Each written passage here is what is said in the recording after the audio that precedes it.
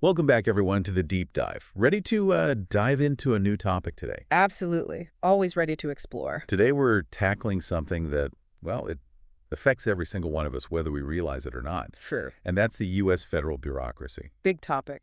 It is a big topic. We're going to be focusing on the people side of things. Really? The whole personnel system. The hiring, firing, the pay, the benefits. All of that, yeah. Yeah. Ever heard the saying personnel is policy? I have. Well, today we're going to find out exactly what that means and kind of unpack how the whole thing works. I mean, a lot of people interact with the federal bureaucracy every day without even realizing it. Oh, absolutely. I mean, something as simple as, processing your tax return Right. involves a whole network of federal employees. All following these very specific procedures. Yep. It's pretty amazing when you think about it. It is. And get this, there are over 2.2 million federal employees. Wow. And to manage that massive workforce, you need a whole other bureaucracy. A bureaucracy for the bureaucracy. Exactly. It's kind of mind-boggling, but we're going to break it down. Sounds good.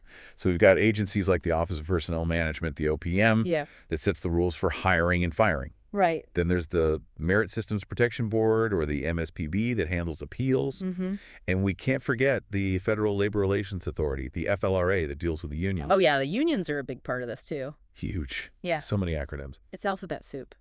Seriously. It's a lot to keep track of, but we're going to try to make sense of it all. We'll do our best.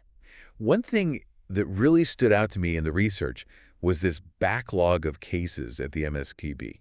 Oh, yeah, I read about that. It's incredible. Apparently, they have cases dating back to 2013. 10 years. Can you imagine waiting a decade for a decision? I can't even imagine waiting 10 days. Right. It's just wild to me that this is how the system works. It's definitely a symptom of a larger problem. Yeah. The bureaucracy's inefficiency. Yeah, you hear that a lot. That it's just so hard to fire a federal employee. Even for legitimate reasons. So is it really true? Is it basically impossible to fire someone who works for the government? Well, impossible might be a bit strong. Okay. But the process is definitely lengthy and complex. How so? Well, an employee who's facing disciplinary action can appeal through multiple agencies. Really? Yeah, so you end up with these massive delays and backlogs. It's like a maze. Kind of, yeah. A bureaucratic maze designed to wear you down. No wonder people are so frustrated with the whole system. It can be very frustrating for everyone involved. But how did we even end up with this system in the first place? I mean, was it always this way? No, actually, it all started with the best of intentions. Okay, how so? So back in the late 19th century, there was a big push to replace the spoils system. Spoil system, what's that? That was basically where government jobs were handed out as political favors. Oh, I see. Like, to the victor go the spoils kind of thing. Exactly. Interesting. So reformers wanted to create this professional, neutral bureaucracy based on qualifications, not connections. Right, so it'd be more about what you know than who you know. Yeah, that was the idea. That sounds great in theory. It does, but That there's a but, isn't there? there's always a but. Right. Like many well-intentioned reforms, there were some unintended consequences. Okay, what kind of consequences are we talking about? Well, the extreme job security that came with the merit system, it made it incredibly difficult to remove underperforming employees. I see. So it swung too far in the other direction. You could say that. We went from rewarding loyalty to rewarding, well, just existing. It seems that way sometimes. It's funny how that happens. It is. So speaking of unintended consequences, I was reading about how the government actually got rid of general intelligence tests for hiring back in the 1970s. Yeah, that's right. Why would they do that? It all has to do with this legal thing called the disparate impact doctrine. Oh, okay, now that sounds complicated. It is a little bit, but basically it says that if a test has a disproportionate impact on certain groups, even if it's not intentionally discriminatory, it can be considered illegal. So tools like IQ tests, which could be used to objectively assess cognitive ability, were just abandoned. Pretty much, yeah. Hold on. I need like a simpler explanation of disparate impact. Like an ELI 5. Exactly. Help me out here. Okay, so imagine a hiring practice that seems neutral on its face. Okay. But then you look at the results and you see a big difference in outcomes between, say, different racial groups. I see. That could be a red flag. Even if there was no intention to discriminate. Right. It's all about the statistical impact. So it made it much harder to use objective measures of cognitive ability in hiring. Yes, exactly. Wow, okay. It's a complicated issue for sure. So how do they evaluate candidates now if they can't use things like IQ tests? They rely a lot on resumes and self-evaluations. which are obviously more subjective. Much more. So it's harder to assess candidates up front, and D, it's harder to fire them once they're in. It does create some challenges. Yeah, I'd say so. Sounds like we've got some potential problems here. It definitely raises questions about whether the current system is really serving the public or just serving itself. Right, right. It's a big question. Okay, so let's talk about another big one. Pay and benefits. All right. Everyone always hears that federal employees are underpaid compared to the private sector. Right, that's the common perception. But it seems like that might not be the whole story. Yeah, our sources suggest there's more to it than that. What do you mean? Well, the official government data often shows a pay gap. Right. But some independent analyses, they actually suggest that federal employees might be getting a pay premium. Really? Yeah, especially when you factor in benefits. Interesting. So like the Heritage Foundation and the American Enterprise Institute, they've done some research on this? They have? So are we saying that federal employees are living large on taxpayer dollars? Well, it's not quite that simple. Of course not. It's never that simple. Right. We have to consider things like, what types of jobs are being compared? Right. What are the qualifications needed for those jobs? And then the cost of living in different regions. All important factors. They are. And then there are those famous generous retirement benefits. Ah, yes. The golden handcuffs. Right. Everyone talks about those as a major perk of working for the government. But are they sustainable in the long run? That's a question a lot of policymakers are grappling with. Yeah, I can imagine with the federal workforce aging, the cost of those benefits is only going to keep growing. Exactly. It seems like we're dealing with a system that was maybe designed for a different time. It does feel that way sometimes. And now it's struggling to keep up with the realities of today. A lot of systems are facing that challenge these days. It's true. So where do we go from here? How do we even begin to reform something this big and this entrenched? Well, there are a lot of ideas out there. Like what? Well, some people are talking about streamlining the appeals process. Okay. Others are suggesting a more market-based system for pay and benefits. Interesting. But to make any of these changes happen, it's going to take a lot of political will. Oh, I'm sure. And a willingness to really challenge the status quo. Which is never easy. Definitely not. So this brings us to the big question that we keep coming back to. If personnel is policy, then what does the current state of the federal bureaucracy tell us about the direction of our government? that's a big one. It is a big one. We're going to delve deeper into that question after a quick message. Looking forward to it. Yeah, Yeah. it really does make you think, About how the whole system works. Yeah, and whether it's serving its intended purpose. Exactly. We've been talking a lot about, the challenges of managing career employees. Right. But what about the political side of things? Oh, that's a great point. How do elected officials actually influence the bureaucracy? Yeah, because elections are supposed to matter. They are. So how do we make sure that the bureaucracy actually reflects the will of the people? Well, one way is through political appointments. Okay. The president gets to appoint the heads of various agencies. Right. And these appointees, they're supposed to bring in new ideas and try to implement the president's agenda. Okay, so they're like the president's people in the bureaucracy. Exactly. But I can imagine it's not always that easy. It's definitely not a smooth process. Right, like you've got these career bureaucrats. Mhm. They've been there for years, maybe even decades. Right? And then suddenly they've got this new boss with a totally different vision. And maybe a totally different party affiliation. Exactly. I can see how that would create some tension. Oh, absolutely. And that's actually something that our sources highlighted. What do you mean? Well, apparently there are some tactics that career staff might use to resist change. Really? Like what? Well, one example is this thing called burrowing in. Burrowing in? Yeah, it's where political appointees from a previous administration, So? they try to convert their positions into career civil service jobs. Wow. So they can stay on even after the Well- president who appointed them is gone. Yeah, basically. That's fascinating. So it makes it harder for the new administration to bring in their own people. It can definitely create roadblocks. Wow. Burrowing in. It's a real thing. Is that really common? How big of an impact does that have? It can be significant, Interesting. It really speaks to this larger challenge of balancing political control with bureaucratic neutrality. Right, because on the one hand, Yeah, you want the bureaucracy to be responsive to the people. of course. But on the other hand, You don't want it to become a political football. exactly, where every new administration just comes in and throws everything out the window. Exactly. You need a balance of continuity and change, Oh, for sure. which is why we have things like the Senior Executive Service. The SES. Yeah, it's designed to be this kind of cadre of highly qualified career executives Okay.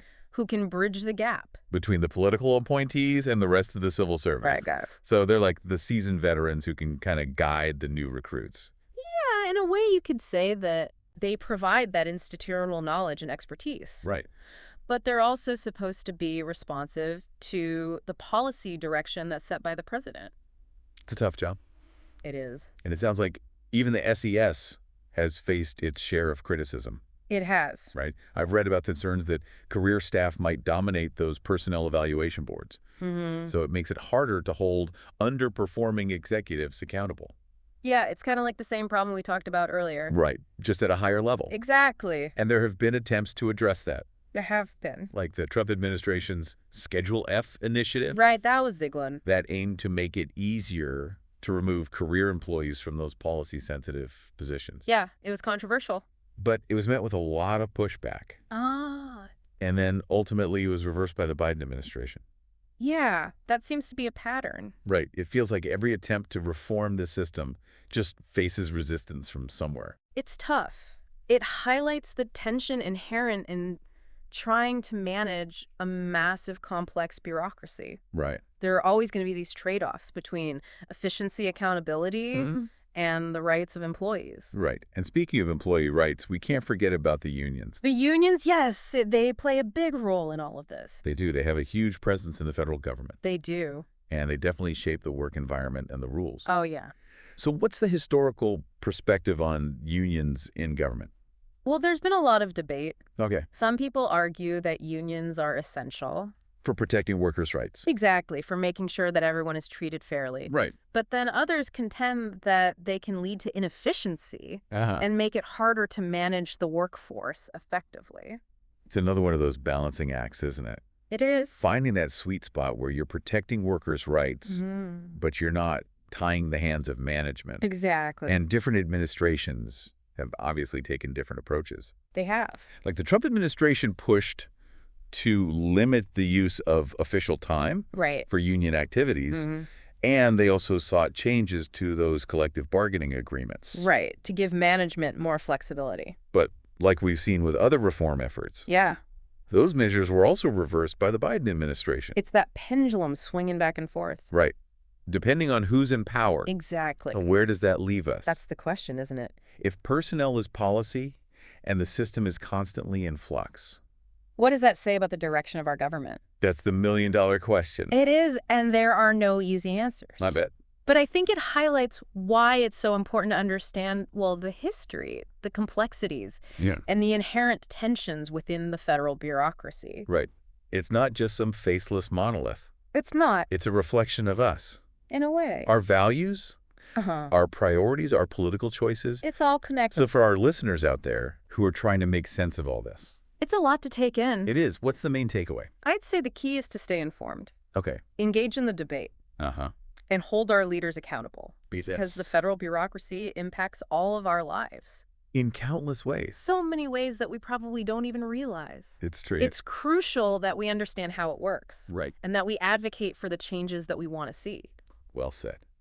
And on that note, we'll be back after a quick message to wrap up our deep dive into this fascinating And sometimes frustrating. world of the U.S. federal bureaucracy. All right, we are back and ready to wrap up our deep dive into this fascinating world of the U.S. federal bureaucracy. I think fascinating is one way to put it. Yeah, we've definitely covered a lot of ground. A lot. You know, the history, the challenges, the It's politics. a lot to unpack. But I think the question that's really sticking with me Yeah. is this whole personnel is policy idea, Right. if that's true. Then what does the current state of the federal bureaucracy tell us about? You know, About the direction of our government. yeah, exactly. It's a big question. It is a big question. And it's not one with an easy answer. No, not at all. But I think it gets to the heart of this whole debate about the role of government in society. Right. Some people look at the bureaucracy and they just see, inefficiency. It's big. A system that's more worried about protecting itself than actually serving the public. Yeah, you hear that a lot. And for those people, the answer is pretty clear. Smaller government. Less regulation. More reliance on the private sector. Exactly. But then you've got other people who would argue that, the bureaucracy is essential. Right. For providing vital services. Protecting the public interest. Making sure everyone has a fair shot. And they might point to, the success stories. Like the FDA. ADC. Agencies that are doing important work. Right. And doing it effectively. Yeah, that's what makes this so interesting. It's not just black and white. No, not at all. It's not just good or bad. It's about understanding all the nuances, all the different perspectives, The trade-offs. the competing values. What role do we want the government to play? That's the fundamental question. And it's not an easy one to answer. No, it's not. It's not just about shrink the government. Or expand the government. Right. We need to be more thoughtful about it, More nuance. more strategic in how we approach reform. Absolutely. So what are the right questions to ask? Well, for me, it starts with what do we want the government to do? Okay. How can we make sure the bureaucracy is efficient, accountable? Mm-hmm. But we also need to think about, the rights of employees. Right. Making sure it's a fair workplace. Exactly. Fairness and equity are essential. So it's a balancing act. It always is. It's a lot to think about. It is, but these are questions that I think every citizen should be asking. Because at the end of the day, Yeah. the bureaucracy isn't some abstract entity It's real people. making real decisions that affect our lives. Every single day. And those decisions are being shaped. By a system. The incentives, the constraints, the rules of the game. Exactly. So if we want a bureaucracy that prioritizes performance, Innovation. responsiveness to the needs of the public, We have to design a system that rewards those things. we can't just throw money at the problem. Or just cut programs randomly. We need to be strategic, We need to be thoughtful. We need to understand the history, of complexity. the unintended consequences of past reforms. This has been eye-opening. I agree. This whole deep dive into the federal bureaucracy. It's a complex beast. It really is. Yeah. We've explored those labyrinthine processes, Mhm. the competing interests The constant push and pull. between efficiency and accountability. It never ends. But I think the biggest takeaway for me Yeah. is that this idea that personnel is policy, Mm-hmm. it's more than just a catchy phrase It's a fundamental truth. about how our government actually works. And how it functions. And it's something that every citizen should understand. Absolutely. The decisions that are made by those millions of people, Who make up the federal workforce. they have a direct impact on our lives. They do. So it's up to us To stay informed. to engage in the debate To hold our leaders accountable. and to advocate for a system That reflects our value. and our priorities. As a nation. That's it for this episode of The Deep Dive. Thanks for joining us. We hope you found it informative and engaging, Maybe even a little bit inspiring. because the bureaucracy might seem like this distant. Impenetrable force But at the end of the day, it's shaped by the choices that we make. as a society. Together. So stay informed, stay engaged, and keep diving deep.